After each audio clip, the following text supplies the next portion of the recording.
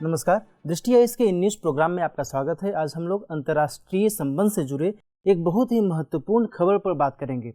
वह खबर क्या है? खबर का टॉपिक है यूक्रेन के हिस्से को पुतिन ने रिपब्लिक का दर्जा दिया है। व्लादिमीर पुतिन जो कि रूस के राष्ट्रपति हैं, इन्होंने इस दो कॉन्टेक्स्ट में LPR और DPR, LPR और DPR क्या है इसके बारे में हम आगे बताएंगे, लेकिन इन्हीं के कॉन्टेक्स्ट में इन्होंने इन दोनों को रिपब्लिक का दर्जा दिया है और इस लिहाज से यह खबर अपने आप में महत्वपूर्ण हो गई है।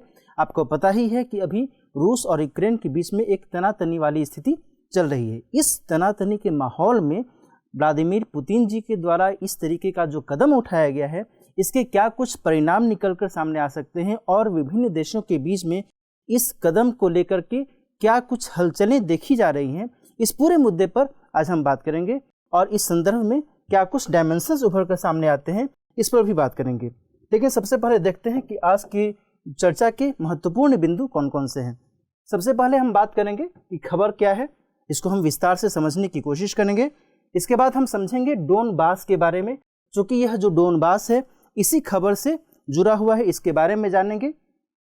डोनबास युद्ध से संबंधित जो भी गतिविधियां रही हैं इसके बारे में समझेंगे और इसी से जुड़ा हुआ एक है मिन्स्क समझौता, जिसे लेकर के आजकल गहमा गहमी वाली स्थिति चल रही है। मिन्स्क समझौता क्या है इसके बारे में समझेंगे और वर्तमान कदम के जो इम्पैक्ट्स हो सकते हैं, व्लादिमीर पुतिन जी ने जो ये कदम उठाया है इसको लेकर क्या कुछ इम्पैक्ट्स, क्या कुछ प्रभाव निकल कर सामने आ सकते हैं, इसके बारे में हम चर्चा करेंगे और पूरी चर्चा के आधार पर जो सवाल रहेगा उस पर हम सबसे अंत में बात करेंगे।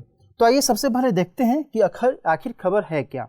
खबर की यदि बात करें तो यहाँ पर आप देख रहे होंगे कि mister Putin science decrease recognising 2 independent republics, है ना, 2 स्वतंत्र गणराज्य को उन्होंने मान्यता दी है, उन्होंने स्वीकारा है, उन्होंने संप्रभुता के तौर पर उन्हें मान्यता दी है ना, कि ये संप्रभु गणराज्य हैं।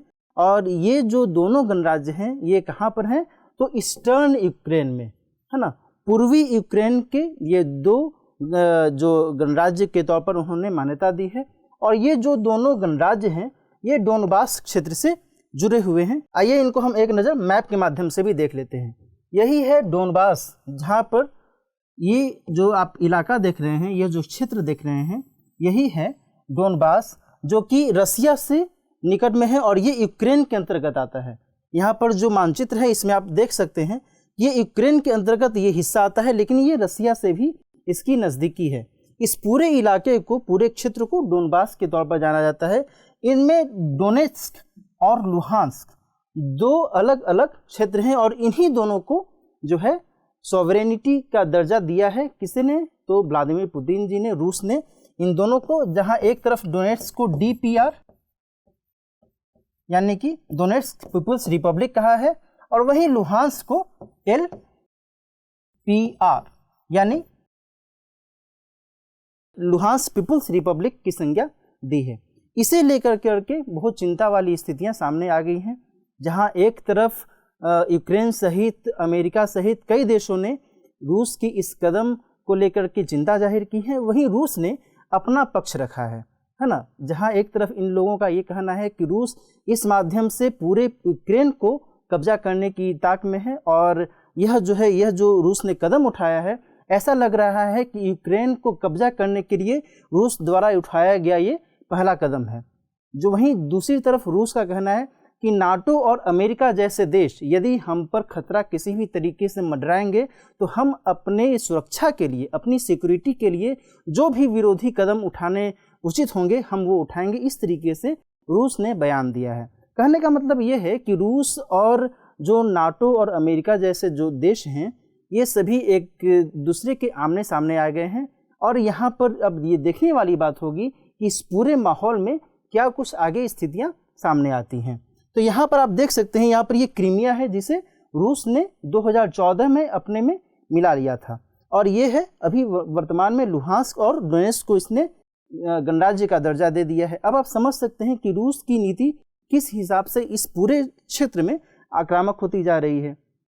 अब यहाँ पर यूक्रेन किस हिसाब से रूस का प्रतिरोध करता है, ये भी देखने वाली बात होगी। बहरहाल आगे बात करते हैं। आगे हम समझते हैं कि डोनबास युद्ध जो है चर्चा में रहा था और इसी से जुड़ा हुआ है मिस्क समझौता, जिसके बारे में हम आगे जिक्र भी करेंगे। मिस्क समझौता को लेकर करके वर्तमान परिप्रेक्ष्य में क्या कुछ गतिविधियां चल रही हैं और वर्तमान में जो रूस और यूक्रेन के बीच में एक तनाव वाली स्थिति है, इसको समाप्त करने के लिए मिस्क समझौते का हवाला दिया जा रहा है कि यदि मिस्क समझौते का जो एक दूसरा पार्ट था, जो फरवरी 2015 में जिस पर हस्ताक्षर किए गए थे, यदि उसको अपनाया जाए तो हो सकता है कि इन दोनों देशों के बीच में जो वर्तमान में तनाव वाली स्थिति चल रही है, इसमें थोड़ी नरमी बरती जा सके, नरमी आ सके। लेकिन आगे इसमें और क्या बातें छिपी हुई हैं, इसके बारे में भी हम विस्तार से चर्चा करेंगे कि ये दोनों देश क्या कुछ समझ रहे हैं और किस हिसाब से वो एक दूसरे का आकलन कर रहे हैं। बहरहाल यदि हम डोनबास युद्ध के बारे में बात करें तो मार्च 2014 से ही इस पूरे क्षेत्र में तनाव वाली स्थिति बनी हुई है। मैंने आपको डोनबास क्षेत्र के बारे में मैप में बताया ही, एक बार फिर से मैं आपको दिखा देता हूं ताकि आपको ध्यान में रहे। यही है डोनबास का क्षेत्र और ये क्रीमिया को रूस ने वर्ष 2014 में अपना लिया था, हथिया लिया था, उसे अपने में समाहित कर लिया था, है ना। तो यही जो तनाव है, ये तनाव उसी से संबंधित है। जब रूस ने क्रीमिया पर कब्जा कर लिया था और उसके बाद से ही उस क्षेत्र में, डोनबास वाले क्षेत्र में, लुहांस्क और डोनेस्क वाले क्षेत्र में भी रूसी समर्थन में कुछ विद्रोही दल जो थे वो कार्य करना शुरू कर दिए थे, उनकी गतिविधियां शुरू हो गई थी और यूक्रेन ने इस चीज़ का विरोध तब से किया है और वो अभी तक उसका विरोध करता रहा है।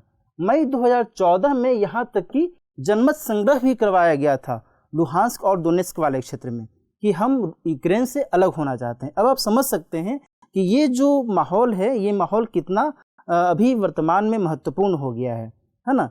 चूँकि यूक्रेन से ये दोनों अलग होना चाहते थे और पुतिन जो है इन दोनों को अब अलग से एक रिपब्लिक का दर्जा दे रहा है।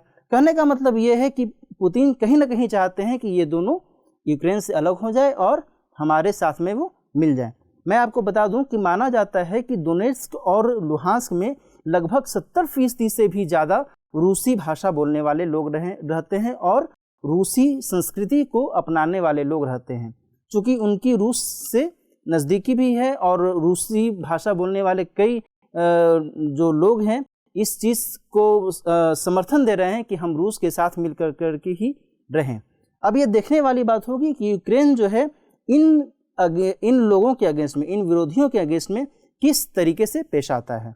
कहने वाले तो ये भी कहते हैं कि यूक्रेन जो है उस पार्टिकुलर रीजन में कई बार जो है बमबारी वगैरह भी करवाया है और जिससे यूक्रेन ने अक्सर विरोध जताया है। बहरहाल इस पूरे मामले में यहाँ पर देखा जा रहा है कि रूस के प्रभाव में दिनों दिन बढ़ोतरी होती चली जा रही है और रूस चाहता है कि इस पूरे मामले में हमारा जो वर्चस्व है, हमारा वर्चस्व बढ़ने लगे। मैं आपको ये भी बता दूं कि रूस जो है डोनेस्क और लुहांस्क के जो लोग हैं इनको इस तरीके से अपना आश्वासन दे रहा है, इनकी हिमायती कर रहा है कि इसमें दो राय नहीं कि रूस चाहता है कि डोनेस्क और लुहांस्क जैसे क्षेत्र यूक्रेन से पूरी तरीके से अलग हो जाए या फिर ये दोनों जो हैं अलग स्वायत्त देश के रूप में अपना अस्तित्व शुरू करें, है ना। यहाँ पर जो खबरें निकल कर सामने आ रही हैं उसमें ये कहा जा रहा है कि रूस जो है इस क्षेत्र के लोगों को पैसे बांट रहा है। रूबल, जो रूस की मुद्रा है रूबल, लगभग 10,000 रूबल उन्हें बांट रहा है और साथ ही उन्हें शरण भी मुहैया करवा रहा है। यहाँ तक कि जब LPR और DPR, जो मैंने आपको बताया भी कि लुहांस्क की पीपुल्स रिपब्लिक और डोनेस्क पीपुल्स रिपब्लिक की जब बात कही पुतिन जी ने, तो वहाँ पर जो भी नागरिक रह रहे हैं, उस क्षेत्र में जो नागरिक रह रहे हैं, उनको रूस वाले क्षेत्र में रुस्तोव रीजन एक है ना, रुस्तोव रीजन, रुस्तोव क्षेत्र, रुस्तोव क्षेत्र में इन लोगों को भेजा जा रहा है, ठीक है ना। रुस्तोव क्षेत्र में ये जो डोनेस्क और लुहांस्क के निवासी हैं इनको इस वाले क्षेत्र में जो कि रूस में है ना, उन्हें भेजा जा रहा है और ये हवाला दिया जा रहा है कि यूक्रेन जो है हमला करने वाला है या हमला कर रहा है, इस तरीके से उस पर आरोप लगा करके और रुस्तोव क्षेत्र में, रूस के रुस्तोव वाले क्षेत्र में इन लोगों को भेजने की भी कार्यवाही चल रही है। तो ये आप समझ सकते हैं कि किस हिसाब से रूस की जो आक्रामक स्थिति है यहाँ पर दिख रही है। विद्रोहियों को रूसी समर्थन के कॉन्टेक्स्ट में मैंने आपको बताया है कि रूस जो है विद्रोहियों को अपना पूरा समर्थन दे रहा है। यहाँ तक कि रूस ने अपनी सेना को ये भी कहा है कि दोनेत्स्क और लुहांस्क में शांति कायम करने के लिए आपकी जिम्मेदारी है, आप इस चीज़ का बाकायदा ध्यान रखिएगा। कहने का मतलब ये है कि रूस अपने आप को इन क्षेत्रों का हिमायती के तौर पर पेश आना चाहता है। वो जताना चाहता है कि भाई हम आपके लिए बहुत ही तहे दिल से हम काम कर रहे हैं, आपको डरने की घबराने की कोई ज़रूरत नहीं है ना। दूसरी बात यह है कि सितंबर 2014 में मिन्स्क समझौता हुआ था, है ना, जो मैंने बताया आपको कि दोनेत्स्क और लुहांस्क में विद्रोहियों ने रूस के समर्थन में विद्रोह की घंटी बजा दी थी। और दूसरी बात ये थी कि ये दोनों चाहते थे कि दोनेत्स्क और लुहांस्क चाहते थे कि हम यूक्रेन से अलग हो जाएं, जनमत संग्रह हम करवाएंगे।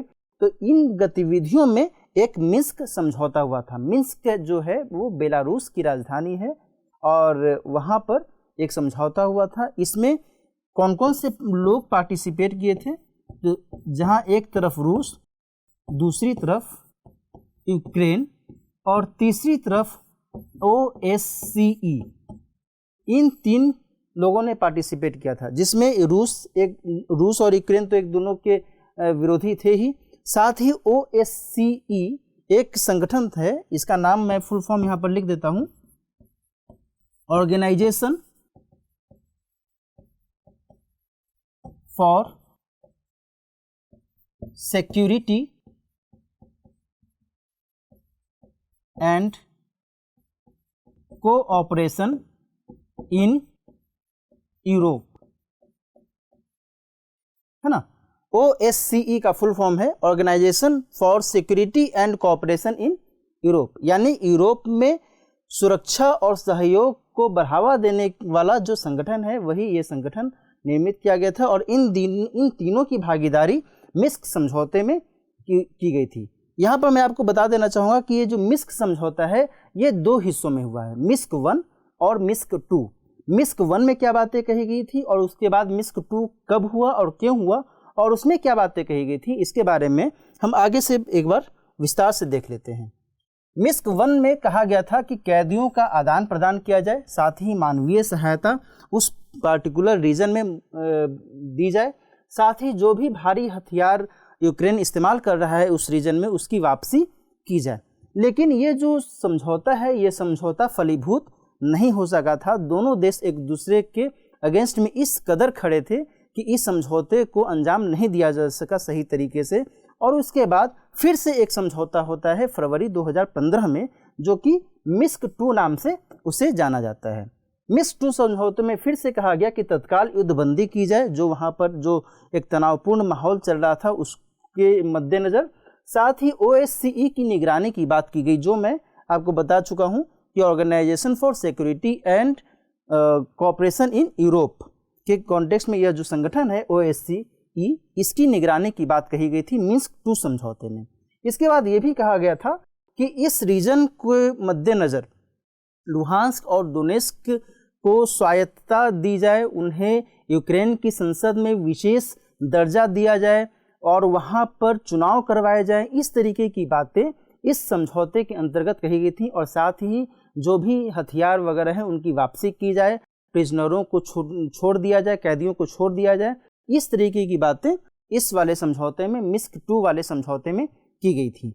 लेकिन जो यूक्रेन है, यूक्रेन ने इस समझौते को भी मानने से इनकार कर दिया। उसने ये कहा कि भाई आप इस तरीके से जो समझौता करना चाहते हैं इसमें कुछ ऐसा लग रहा है कि हमारी संप्रभुता जो है समाप्त हो गई है। एटलीस्ट ये तो है ना कि हमारी संप्रभुता हमारे अपने क्षेत्र में है। आप हमारे क्षेत्र में क्या कुछ हो रहा है, क्या कुछ होना चाहिए, आप उसमें यदि दखलंदाजी करेंगे तो ये तो ठीक बात नहीं है, है ना। और इस हिसाब से यूक्रेन ने इस समझौते को भी सही तरीके से नहीं अपनाया है। वर्तमान संदर्भ में इसी समझौते को लेकर के बात चल रही है कि यदि वर्तमान में रूस और यूक्रेन के बीच में जो तनाव वाली स्थिति है, इस स्थिति को यदि हम समाप्त करना चाहते हैं, इस स्थिति को यदि हम बहुत देर तक नहीं कंटिन्यू करना चाहते हैं, तो इसके लिए एकमात्र जो वर्तमान में विकल्प निकल कर सामने आ रहा है वो यही है कि मिन्स्क 2 का जो समझौता है इसे अपनाया जाना चाहिए, जहां इससे एक तरफ यूक्रेन को अपनी सीमा वाले क्षेत्र में फिर से नियंत्रण का अधिकार मिल जाएगा, वहीं दूसरी तरफ जो रूस है उसको एक आश्वासन मिल सकेगा कि जो डोनेस्क और लुहांस्क वाले क्षेत्र में है वहाँ पर रूसी संस्कृति को संरक्षण मिल रहा है, उससे उन्हें कोई दिक्कत नहीं महसूस हो रही है, और साथ ही चुनाव भी वहाँ पर करवाए जाने चाहिए। तो ये जो अभी गतिविधियाँ चल रही हैं, इन गतिविधियों के मद्देनज़र ये देखना होगा कि मिन्स्क 2 समझौते को फिर से रिवाइव किया जाता है या फिर नहीं किया जाता है।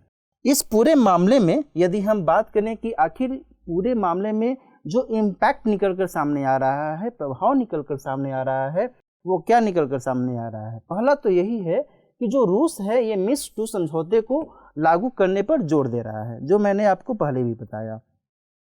दूसरा यह है कि यूक्रेन का कहना है कि आप हमारी विदेश नीति पर में हस्तक्षेप नहीं कीजिए, इससे हमारी संप्रभुता भंग हो सकती है ना। और कोई भी देश जो है वो संप्रभुता को बहुत अधिक महत्व देता है।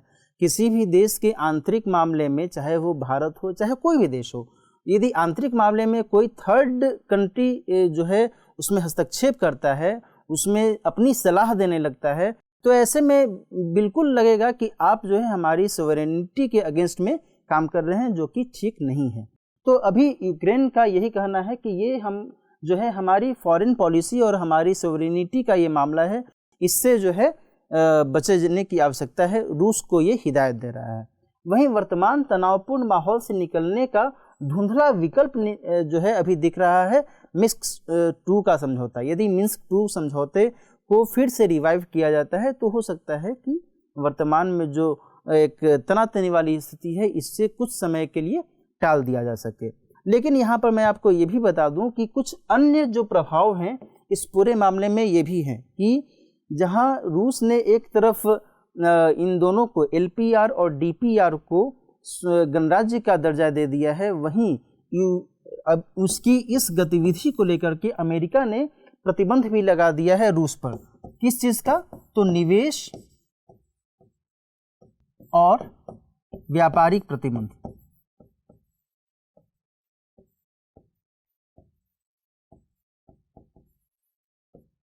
है ना। अमेरिका ने रूस पर ये दोनों प्रतिबंध लगा दिया है जब से व्लादिमीर पुतिन जी ने ये गतिविधि अपनाई है, ये कदम उठाया है। वहीं दूसरी तरफ जर्मनी ने क्या किया है? जर्मनी ने नॉर्ड स्ट्रीम 2 पाइपलाइन को तत्काल प्रभाव से सस्पेंडेड कर दिया है ना, निलंबित कर दिया है। आपको पता होगा कि नॉर्ड स्ट्रीम 2 पाइपलाइन रूस से जर्मनी तक पाइपलाइन बिछाई गई है, तो इसी को अभी सस्पेंड कर दिया है वर्तमान स्थिति को मद्देनजर रखते हुए, है ना, जर्मनी ने। इसके साथ साथ फ्रांस का कहना है कि जो वर्तमान माहौल है, वर्तमान माहौल को मद्देनजर रखते हुए ये देखना होगा कि रूस जो है इस तरीके की गतिविधि को न अपनाए और यह दोनों देशों के हित के लिए ज़रूरी है, ये फ्रांस का कुछ कहना है। तो कुल मिलाकर यहाँ पर बात निकलकर यही सामने आती है कि वर्तमान परिप्रेक्ष्य में रूस ने जो कदम उठाया है ये ठोस कार्रवाई कही जा सकती है कि बिना आगे के परिणाम की परवाह किए रूस के राष्ट्रपति ने एक बहुत ही दमखम वाला कदम उठाया है, और इससे क्या कुछ आने वाले समय में पूरे उस क्षेत्र पर प्रभाव पड़ सकता है, ये देखने वाली बात होगी। तो इस हिसाब से अब हम बात करेंगे कि पूरी चर्चा में जो सवाल बन सकता है वो सवाल क्या है। सवाल की बात करें तो डोनबास विवाद क्या है ना। सबसे पहले तो यही समझना होगा कि डोनबास विवाद है क्या, जो मैंने आपको एक एक करके बताया। उसके बाद वर्तमान रूस यूक्रेन तनाव के संदर्भ में इस पूरे विवाद की आपको चर्चा करनी है। इसमें आपको मिन्स्क समझौते के बारे में बताना है, मिन्स्क 1 समझौता और मिन्स्क 2 समझौते के बारे में बताना है, वर्तमान में वहाँ पर क्या स्थिति है इसके बारे में बताना है, और इसके क्या कुछ प्रभाव निकलकर सामने आ रहे हैं, आगे आने वाले समय में इसके क्या कुछ अन्य परिणाम हो सकते हैं। अपने उत्तर में इसको भी आपको लिखना होगा। तो आज की चर्चा हम यहीं पर समाप्त करते हैं। मिलते हैं नेक्स्ट सेशन में अन्य महत्वपूर्ण टॉपिक के साथ। तब तक पढ़ते रहिए। नमस्कार।